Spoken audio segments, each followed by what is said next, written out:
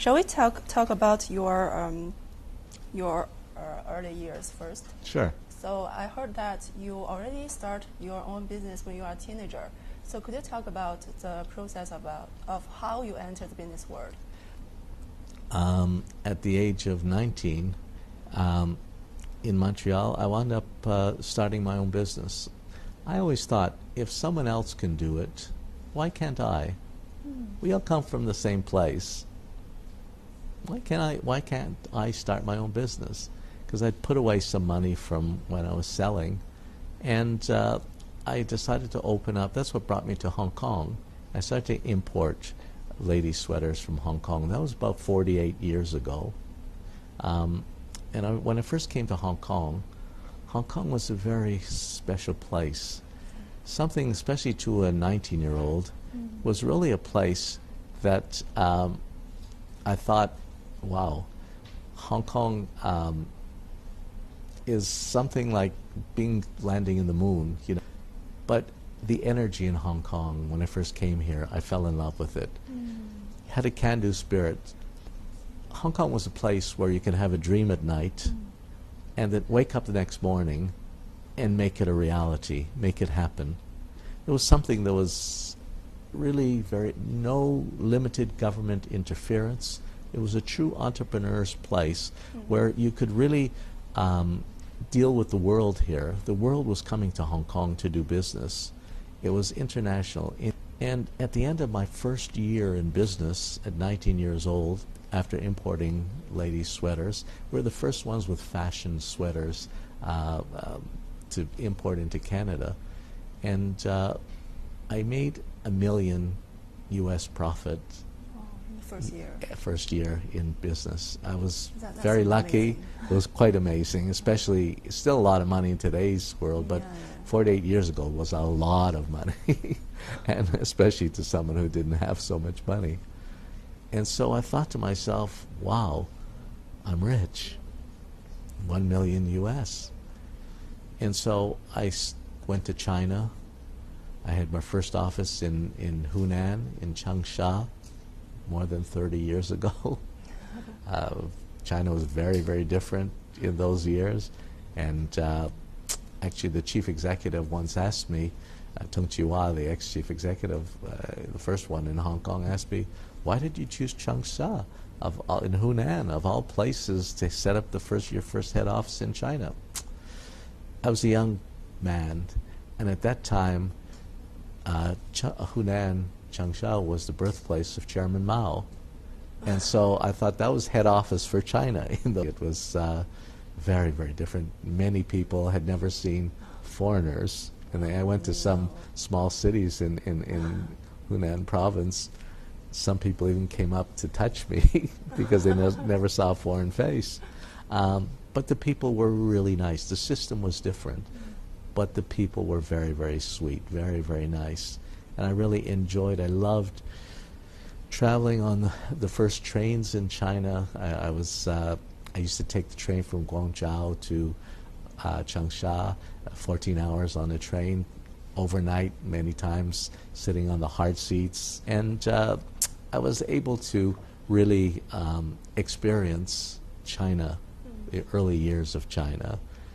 But the beauty of, even in the train, I still remember looking out the windows of the train and looking at every scene. Everything was green.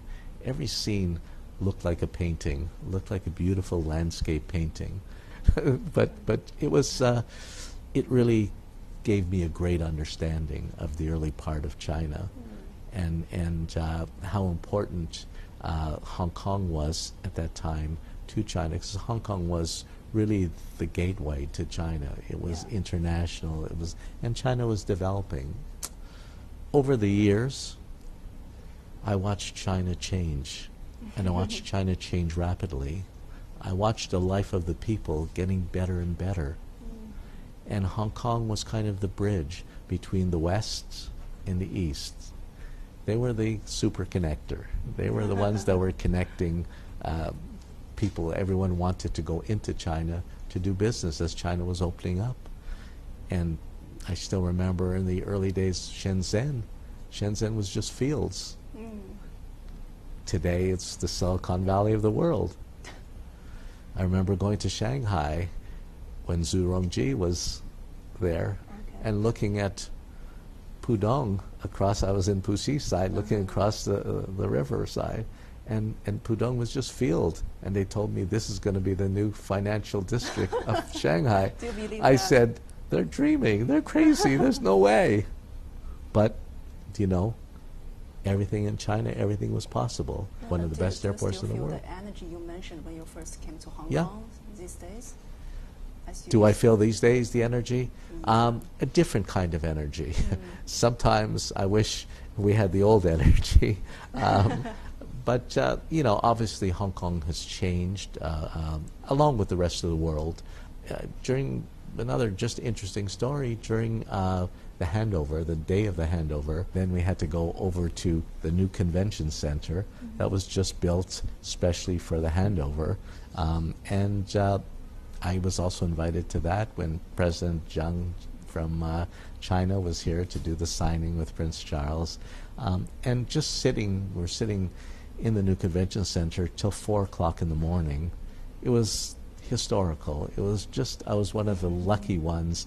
Everyone in the world was watching it on television. I was right there sitting in the audience watching the signing and watching the handover. So it was really, really a very special event. Many people say that Hong Kong still rely on the old economy, and we cannot find the new growth point. Yes. And what is your view? If those people that have lived in Hong Kong for many years have seen Hong Kong go through, Hong Kong keeps reinventing ourselves. We've been through SARS, we've been through financial crisis, we've been through property crisis when property went down. We've been through many, many different cycles. And every time Hong Kong had to reinvent ourselves. In the old days, all the factories were in Hong Kong. Then they moved to China because Hong Kong became too expensive.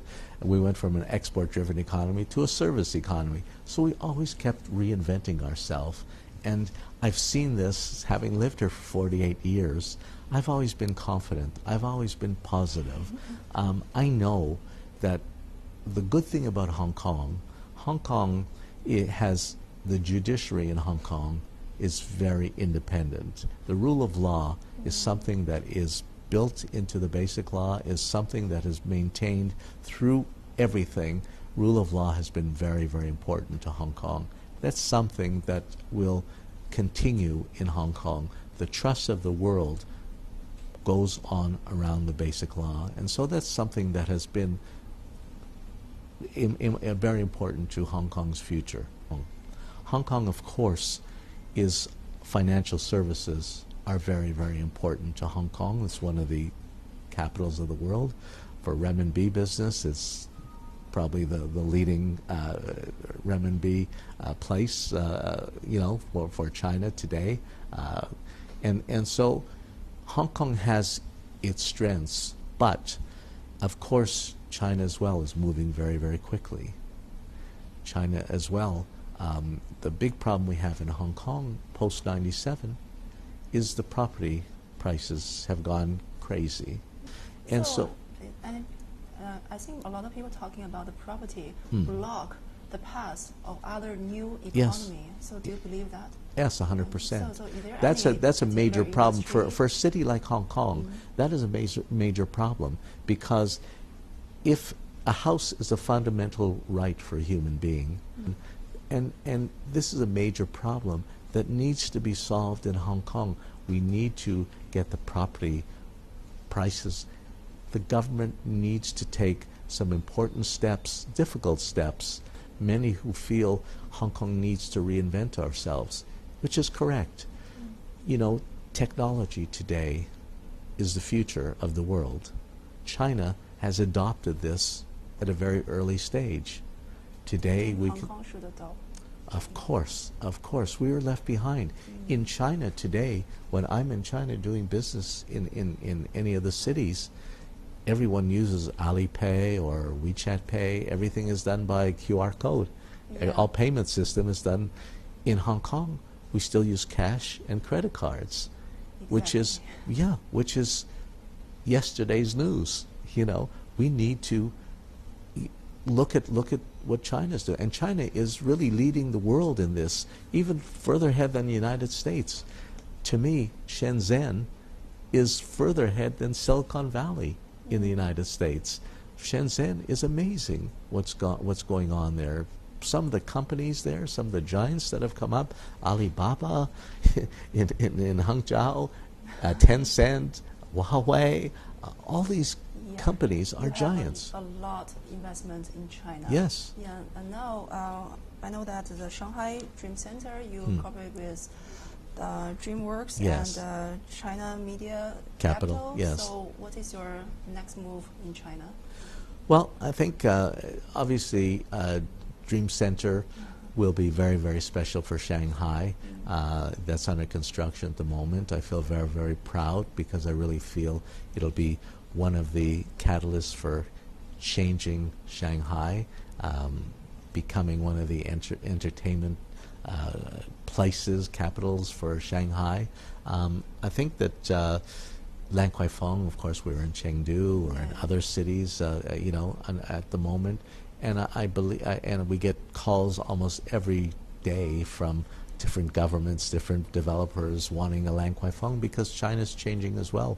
Consumer spending is now a very, very important part of the Chinese culture. And, with the government's encouragement, they want consumers to spend money at home as well as travel abroad.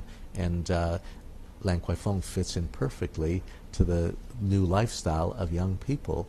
And so we're looking at many other cities at the moment in China. Also technology, we're now launching in Hong Kong LKF TV, OTT, on the internet. We have a digital media company that we're working on. So technology is becoming a very, very important part of our business as well. Every industry, every company must change because there's a divide in the world between the young generation who are growing up with the internet and the older generation who didn't grow up with it. And so there's two kinds of customers today. Hong Kong needs to not only look at financial services, but other things that will change Hong Kong. At one time, creative industries, soft power, was one of Hong Kong's strengths. Technology, the creative industries, these are things that I think can really help Hong Kong to come back, still being the gateway to China and for many Chinese companies going abroad and many companies from the world wanting to do business. People still trust Hong Kong. They like the low tax base, the ease of doing business here. It's very simple. It's trustworthy. For many head offices, still prefer to have their companies here. So I'm not so concerned about the future. You give up your Canadian nationality. Yes. So no, why do you do that? I woke up about 9 years ago. I woke up one day and I thought, I've done so much for Hong Kong. I helped Ocean Park. I did Lan Kwai Fong. I became an iconic name in Hong Kong. People trust me. People look up to me. And I thought to myself, why not? I don't know Canada. I haven't been back to Canada in 15 years. My children grew up in Hong Kong. They've only been to Canada maybe 4 or 5 times in their life. So it's not really my home. And I felt it's wrong for me to have a Canadian passport. My home is here. I belong in Hong Kong and China. I trust China. And so I thought to myself, I don't worry. I've seen the changes taking place in China. I have a lot of confidence in the future of China. The day I got my Chinese passport, I was very, very proud. I call myself an egg, white on the outside, yellow on the inside. So one country, two systems is an invention by Deng Xiaoping that was never tested before, but I think it's worked very well. And the differences between Hong Kong and China, I believe, will narrow. I believe that really it'll get closer and closer. The other thing that will change Hong Kong we have two very important things coming these next year. The bridge between Hong Kong, Macau, Zhuhai, Hengqin Island, that bridge will be finished next year, middle of next year. It'll be only 25 minutes on the bridge. The other important infrastructure project is the high-speed rail, the XRL, between Guangzhou, Shenzhen, Hong Kong. Guangzhou to Hong Kong, 45 minutes. Shenzhen to Hong Kong, 10 minutes. The borders of Hong Kong really will evaporate. The reinvention of Hong Kong will continue, and the future for Hong Kong will continue to be bright.